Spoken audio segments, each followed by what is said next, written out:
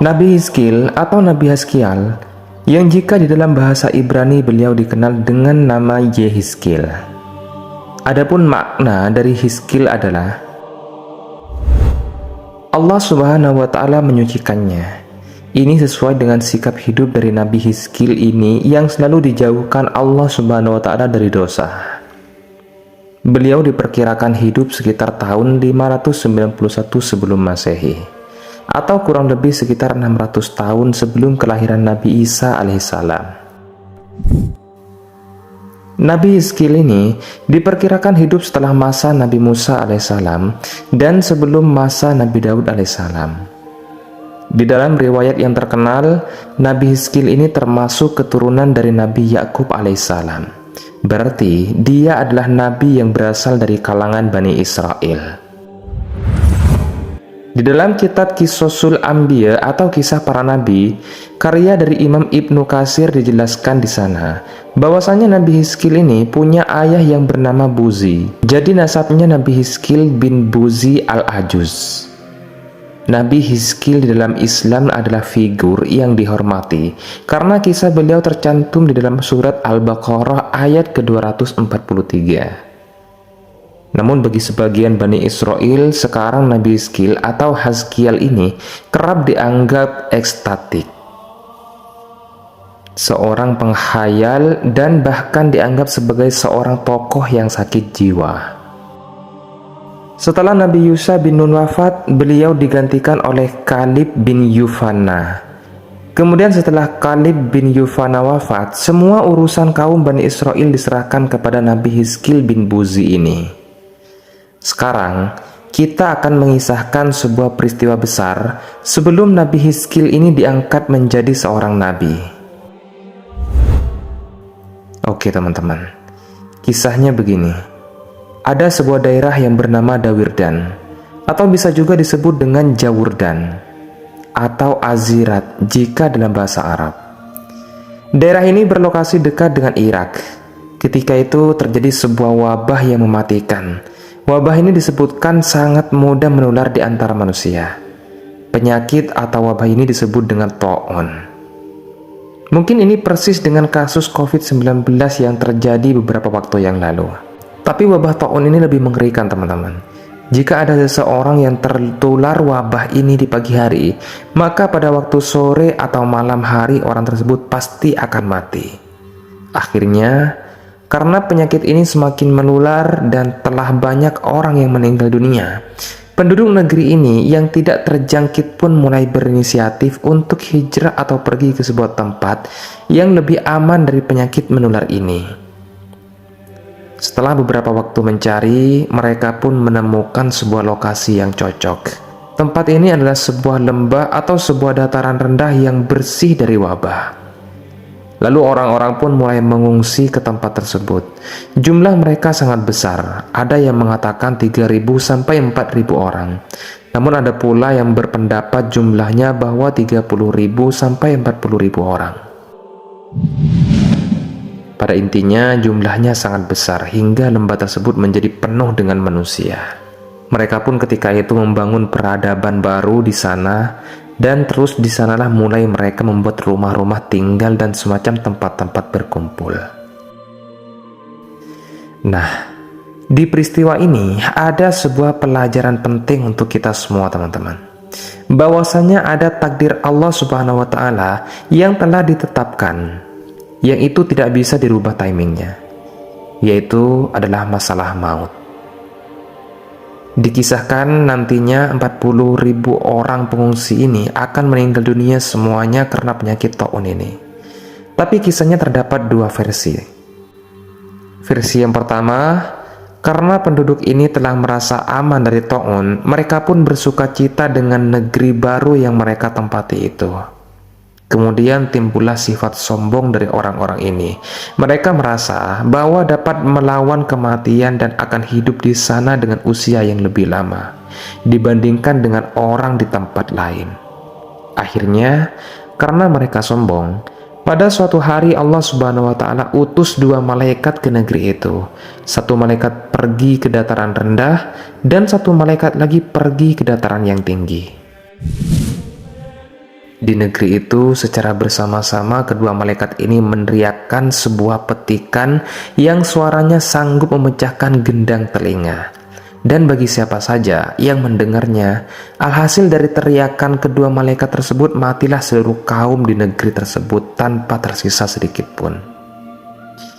Allah Subhanahu wa Ta'ala tak membiarkan seorang pun hidup di negeri baru yang mereka bangga-banggakan itu.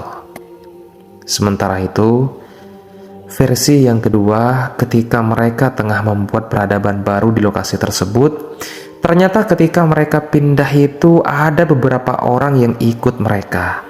Ternyata telah terinfeksi wabah taun. Karena jumlah mereka banyak, jadinya itu luput dari pantauan mereka. Akhirnya seiring berjalannya waktu, penyakit itu mulai menyebar ke seluruh orang yang ada di sana. Satu persatu dari mereka mulai meninggal dunia. Nah, karena mereka tahu bahwasanya mereka semua akhirnya akan mati, mereka pun membuat semacam pagar tinggi yang mengelilingi perkampungan tersebut hingga tempat itu terlihat menyerupai kandang yang besar.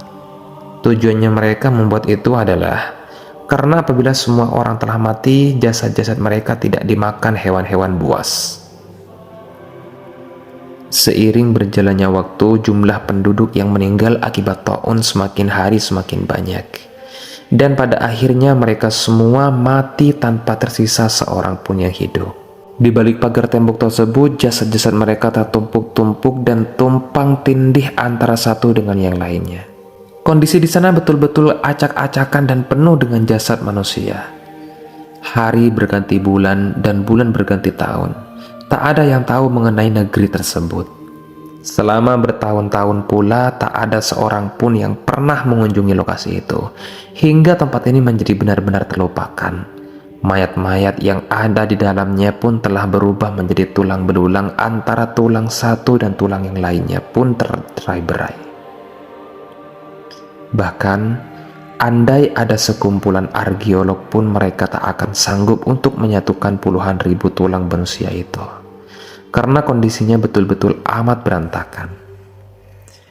Hingga pada suatu hari, atas izin Allah Subhanahu wa Ta'ala, ada seorang nabi dari kalangan Bani Israel yang berjalan melewati tempat tersebut. Beliau adalah Nabiullah Hizkil alaihissalam. Memang beliau bukanlah salah satu dari 25 nabi yang terkenal. Namun Nabi Hizkil ini merupakan salah satu manusia yang ditunjuk Allah Subhanahu wa Ta'ala sebagai nabi. Setelah Nabi Hizkil memasuki pintu gerbang, beliau kaget. Ternyata di dalamnya ada puluhan ribu tulang belulang manusia yang entah mereka itu siapa dan berasal dari tahun berapa. Kemudian Nabi Hizkil sempat berpikir dan merenung melihatnya. Lalu Allah Subhanahu wa Ta'ala menurunkan wahyu kepadanya. Allah Subhanahu wa Ta'ala berfirman, "Apakah engkau tahu bagaimana aku menghidupkan mereka?" Nabi Hizkil yang penasaran pun menjawab, "Iya ya Allah." Lalu Allah Subhanahu wa Ta'ala berfirman, "Maka berserulah engkau kepada tulang belulang itu." Kemudian Nabi Hizkil pun berseru kepada tulang belulang tersebut dengan mengatakan, "Wahai tulang belulang, sesungguhnya Allah Subhanahu wa Ta'ala memerintahkan kalian untuk menyatu kembali."